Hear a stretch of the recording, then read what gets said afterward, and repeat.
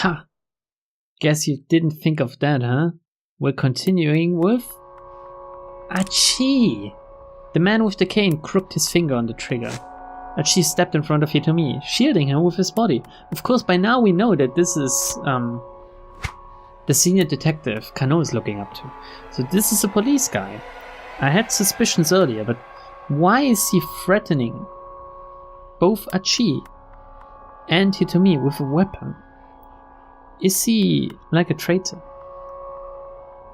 If you want to shoot her, you have to shoot me too. Oh. Suddenly the assassin's head jerked forward. Who hit? He pitched face first onto the pavement and lay still, revealing a foreign man standing behind him. Oh no, it's the wrong dude. In one hand the stranger clutched a metal pipe. Hitomi, Achii asked. You know that guy? Hitomi's eyes went wide. It's the man from the Scramble. The one who told me to go to the van. Wait, one of the kidnappers? Why would he help us? I'm not sure. The newcomer fixed his eyes on Achii. Hey man, Achii approached the stranger. I'm not sure what's going on here, but thanks for the assist. Oh, don't Achii, don't. Yeah, whoa! The man took a sudden swing with his pipe. Look at him laugh, he's so happy about it. Achii barely managed to dodge out of the way. What the hell? Fucking Hitomi with that fists. Once again, Achii made sure Hitomi was safely behind him. Guess I gotta let my fists do the talking. Achii quickly adopted a fighting stance. Be careful, Hitomi warned, her voice trembling. How can you fight against a fucking pipe? Just getting hit by the pipe, even on your fucking hands or arms, it's gonna hurt so much. Don't worry, it's just a pipe. I'll just snatch it away from him and make him tell us where your sister is. Achii judged the distance between them carefully as he stared his opponent down. I would say it's about 1 meter or something, maybe a little bit more, because it's a fisheye lens. The metal pipe gave this fuck considerable reach. One solid hit from that thing and Achii wouldn't stand a chance. He needed to end this in one punch. The crook sized him up for a few moments, then lunged forward to attack. Now! Oh. Was that my controller? Fuck, it always scares me. I should really unplug it when I play this. Achii sidestepped to avoid the incoming blow, then delivered a vicious left hook to his adversary's jaw. The man went down hard. Damn, Achii. With one hit!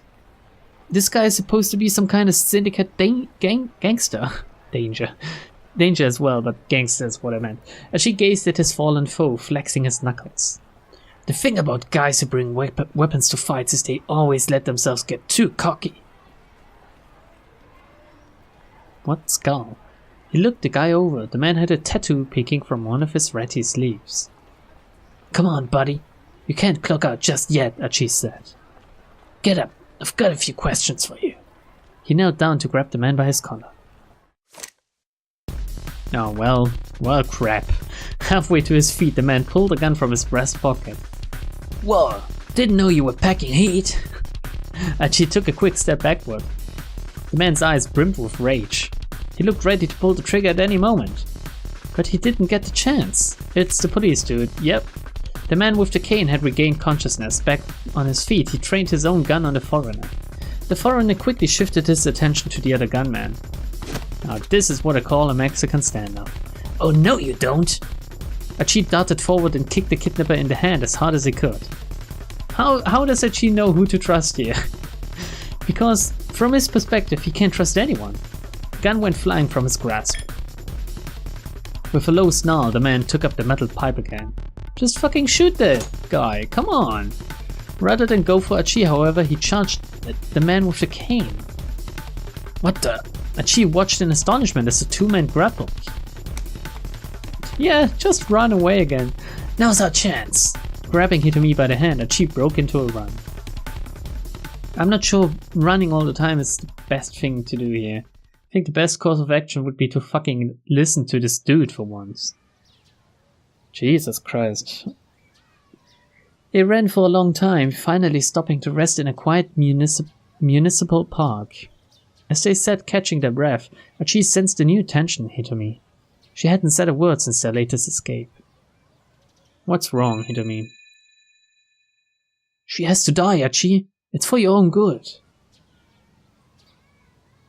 In his mind, Archie replayed what the man with the cane had said. So, Hitomi, Archie hesitated. About what happened back there. Yeah? She sounded like she'd been far gone in her own thoughts. You gotta believe me. I have no idea who that guy was. Never seen him before in my life. He must have been saying that stuff to confuse us. To trip us up. Yeah? Hitomi said again. Why is she smiling? Fuck, that's creepy. Is that what's been bothering you? Huh? Now it was Archie's turn to go monosyllabic, right? Let's hope that's how it's pronounced. Oh, I know what it means. It means that the word consists of a single syllable. Monosyllabic. Whatever. Fuck it. Fuck it. Well, Archie, you're kind of famous around Shibuya, right? I don't know about that. Way back when, he'd been the leader of SOS. Nowadays, he was just some guy who picked up trash. It was nothing to brag about. When someone's famous, it's not unusual for someone else to recognize them and know their name. So, yeah, I was surprised back there, but no matter what that man may have said, I trust you. Wow. I mean, look at how many times you've put yourself in danger to protect me. Maybe he's trying to play the long game. To me, sounded pretty resolute. Archie was glad that she believed him, but that raised another question. So then how come you've been so quiet? I've just been thinking about things. Like what that man from the Scramble might be after. It was true that his actions didn't make a lot of sense. Yeah, he seemed more interested in taking out the man with the cane than going after you. Maybe there's bad blood between them. Maybe it was a case of mistaken identity. Does this change anything? I mean, both are kinda...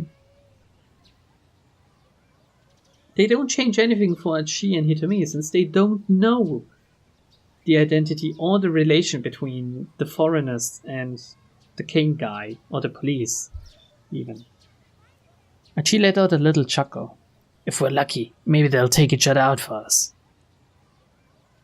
He felt a rush of relief, reassured that Hitomi didn't doubt his motives. Regardless, though, we have to track down that blue van. The sound of a child's cry came from behind them. Oh damn.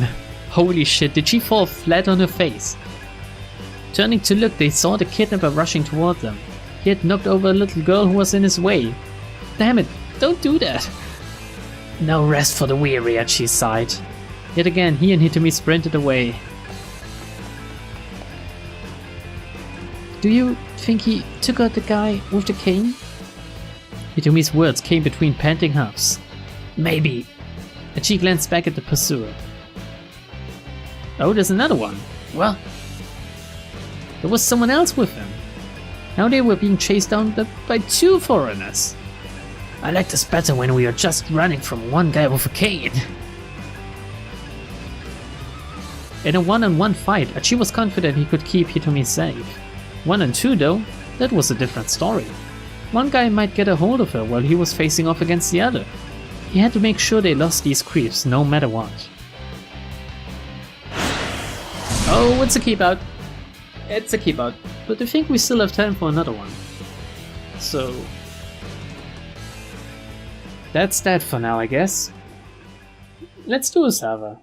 Yeah, let's fucking continue with the server. I think it could be fun. And he might shine some light on what's happening with Maria or Hitomi. I don't know.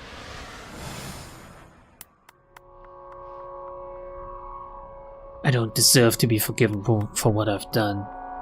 Why? What have you done? Oh, who have you injected? Look kinda like his wife or something. We may have both done the same thing, but my motives, those were different. And so I don't regret what I did. Who are you both? Who's the other guy? And yet, if someone were to ask if there was some small part of me that wanted to see the results of my research, I could not deny it. Dun dun dun. Osawa grabbed his shoes from the entryway and then headed for the back door. He didn't want the detectives in his living room to know he was going to meet with Makino. That pest Kajiwara was nowhere in sight. Now was his chance to slip away. Gotcha! Fuck me. Look at this dude! Speak of the devil! Kajiwara had snuck up behind him. Oh my god, he's looking so creepy. Are you going out? The detective asked. No. I was just... Osawa felt something inside his shoe. Glancing down, he saw a rubber duck stuffed inside it. Is this your doing? I laid a booby trap, or rather, a ducky trap. Originally a type of lethal trap used during wartime to catch clumsy or unwary soldiers. Boobies. In modern parlance, however, the term frequently signifies a harmless prank, such as setting a blackboard eraser atop a classroom door so that it falls onto the head of whoever opens the door. Ah, classic booby trap. Kajiwara beamed with self-satisfaction. You know, you act like a grade schooler, Osawa said. Indeed, sir. I am a grown man with a youthful heart. Leave it to Kajiwara to yet again miss the point entirely. With a sigh, Osawa tossed the duck at him. Kajiwara caught it nimbly in one hand, then stuffed it right into his pocket. Wee wee. I won't tell you that you aren't allowed to leave, sir. All I ask is that you tell me where you've been, and where you plan on going. My work is highly confidential. I'm not at liberty to discuss just anything about. Please try to work with me on this, sir, Kajiwara interrupted. He leaned in uncomfortably close. Do you recall what I said before? About how I'd appreciate if you didn't keep secrets from me? Osawa hesitated, inwardly debating how much he should share. He can't tell him who he's meeting with. He decided to tell the truth. Alright, I'll tell you, just leave me in peace. He needed to keep this a secret. It doesn't concern you. I'm just going to buy some cigarettes, he lied. So do we want to be truthful? Do we want to be truthful that he doesn't need to know this? Or do we want to just straight up lie what we're going to do here? Let's keep it a secret for now, I think. He needed to keep this a secret. It doesn't concern you. Alright, the detective said. In that case, I have just one condition. Please take this with you. He produced something that looked like a small transceiver from inside his coat. What's this? It's a bug tracker, sir. It'll beep in response to a nearby listening device. Oh, that's actually useful. I don't need this. You do! He pushed Kajiwara's hand aside and the bug tracker fell to the floor. Mr. Osawa, you mustn't underestimate the lengths to which these kidnappers might go. For once, the detective's face was all seriousness. Alright, fine. Osawa snatched up the device and headed out the door. Imagine him snatching up the rubber ducky as well.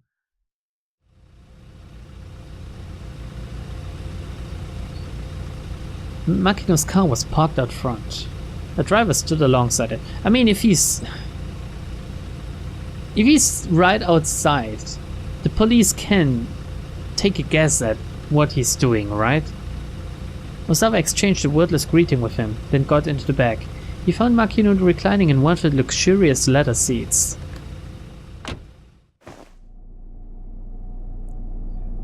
Now then, Makino said, what did you want to ask me about? Lighting a cigar, he glanced sidelong at Osawa. I was hoping you could explain the situation to me, sir. Which situation would that be? So, he was still going to beat around the bush even now. Osawa suppressed an urge to shout at him. Are you the one who let the antiviral out of the lab, sir? Yes, that was me. Makino didn't bat an eyelid. So why had he been so coy a few moments earlier? What? But how? The fingerprint authentication system is almost unbreakable. Getting access to the storage area would... He trailed off as a thought suddenly occurred to him. It was not strictly true that fingerprint authentication was the only means of entry. Could you just override it with a high enough card or something? Osawa and Tanaka had both set up passwords as a fail-safe in case an injured fingertip somehow prevented them from operating the scanner properly. But these passwords were 10-character alphanumeric strings. No one could just haphazardly fumble their way in. Could Makino have sent a request to the electronic locks manufacturer and asked them to unlock it then? No, that required the approval of 6 board members. And Osawa was one of those 6 people. There really seemed to be no way of getting in without leaving any trace. Maybe he hacked it? Maybe Tanaka actually helped him? I don't know. Maybe he just found out your password. You're absolutely right, of course, Makino said with a grin, as if reading his thought. I couldn't gain access to the lab without you and Tanaka. But I didn't have to. He exhaled a large plume of smoke. You remember when we released the samples for animal testing? No, it couldn't be. Osawa broke out in a sweat. But it could, Makino said. I had them divert some of the samples intended for animal testing. Naturally, they didn't leave any record of anything being taken from the lab. Osawa bit his lip hard. He couldn't help but feel betrayed by his company. But why? Makino let out a nasal one-note chuckle. You don't seem to grasp just how valuable this thing really is. What do you mean by that, sir? Makino lowered his voice. There's a major world power out there that has already weaponized the UA virus. What? For a moment, Osawa thought this was just a sick joke, but the look on Makino's face told him otherwise. I've been informed that it was recently used on a military installation in the Middle East. Within 12 hours of dispersal, there were at least 800 casualties. If you include civilians, the number jumps up to over 2,000. Any evidence of the disease agent and the bomb that delivered it has, of course, been covered up. Osawa listened in amazement, his outrage that any government would commit such an atrocity, not quite suppressing his excitement at discovering that the virus could be propagated by explosive means. Damn it, Osawa. It's not the time to think about this. He felt a flush of guilt at his own fascination. The antiviral you created, Osawa, has the potential to render this weapon useless. Right now, Okoshi Pharmaceutical possesses the sole means to combat UA. Makino's lips curled into a boastful grin. Any number of countries would love to get their hands on it. The major power in question has offered an unprecedented sum. And that's hardly a surprise. Having a monopoly on the antiviral makes the weapon itself that much more valuable. Though, no matter what they give you. To Osawa, this was a glimpse into another terrifying world, one he had barely imagined previously. And so you wanted to get human testing over with as soon as possible, is that it? He spat. Makino shrugged. I explained full well to the locals what the risk of experimentation were, and they were paid in accordance with said risks. They willingly consented to infection with the UA virus. Sophistry, Osawa huffed. Nothing more. You used money to deceive a bunch of poor farmers. Come on, Osawa. Who's being disingenuous now? Makino eyed him with contempt and let out another puff of smoke. I know you, Osawa, and I know you're not really concerned for some bunch of hick farmers. All you care about is your research. The thing that's really nagging you right now is that someone went ahead and did the final clinicals without you. Oh, spare me the ridicule, sir. As a virologist, I have a moral duty to... To what? Makino barked. Go to the media with this? Do you have any idea how much money the company has thrown at your lab to keep it up and running? Osawa's lab has incurred expenses of roughly 30 billion yen in developing the antiviral medication. Okoshi Pharmaceutical spends approximately 200 billion yen per year on research and development. Osawa's work is the single most costly element of that budget. Wow. Osawa gaped. Nice. I do appreciate all the company has done for me, sir. He spoke so quietly that his voice was nearly inaudible. In any event, Makino said, now that you know about the human testing, I can't let you go to America. How do you know about that? He'd insisted that I keep his planned relocation a secret, but apparently she told her father regardless. If you insist on making the move anyway, I'll use any means necessary to stop you. Makino regarded Osawa with a bloodshot gaze. Any means necessary? Osawa swallowed a lump in his throat. Sir, you don't mean that my daughter's kidnapping was... Don't be ridiculous, Makino said before Osawa could finish. Of course it wasn't me. Nevertheless, I'll do what I must to keep you in line. Remember that. Understood, sir. I'll turn down the US job offer. Osawa heard his own voice like the thin drone of a tiny insect. He felt utterly powerless. I can't simply take your word on that, Makino said. Do it now. I want to hear you do it myself. Oh, you fucking asshole. You fucking asshole. Oh man. He jutted his jaw toward the phone in the backseat console. Alright, Osawa said. He had no choice but to fall in line. Couldn't this wait just a little bit, sir? Osawa asked. Maybe you could still find a way out. Of course we'll try this. Of course we'll try to get everything for boy Osawa. You already know what my decision is, Makino said. His tone carried an edge of intimidation. Can't do something to your daughters if she's kidnapped, you know? Just let both be kidnapped and then they're safe. Osawa didn't reply, he simply stared at the telephone. He felt like an insect who had all its legs plucked off. Damn, that's cruel. You need to think about your wife too. Makino's words were barely above a murmur. Realizing that his boss was speaking as Ai's father, Osawa couldn't bring himself to resist further. He reached out for the phone. It would be around 10 PM local time for the American film. He decided to call his contact's personal phone. The headhunter was shocked to hear that Osawa wanted to decline the position. When he pressed for the reasons behind the decision, Osawa hung up. Visibly relieved, Makino lit up a fresh cigar. Sir, there's one thing I don't understand. And what's that? Osawa's head was feeling fuzzy. The smoke inside the vehicle had gotten extremely thick. If someone has this top secret information, why wouldn't they threaten the company as a whole? Why send those emails to me, personally? I'm not sure. There's an internal investigation already underway. We'll find the source of the leak soon enough. At this point, though, Osawa wasn't sure knowing who originally leaked the info mattered much at all to him. Yeah. If you'll beg my pardon then... Oh no, it's Osawa. If you beg my pardon then, sir, Osawa said. He put his hand on the door handle. A sudden high-pitched chirp pounded from his pocket. The bug tracker Kachiwara had given him had picked up a signal. Is that your cell? Makino asked. Oh, yes. That's mine. He hurriedly hopped out of the car and reached into his pocket.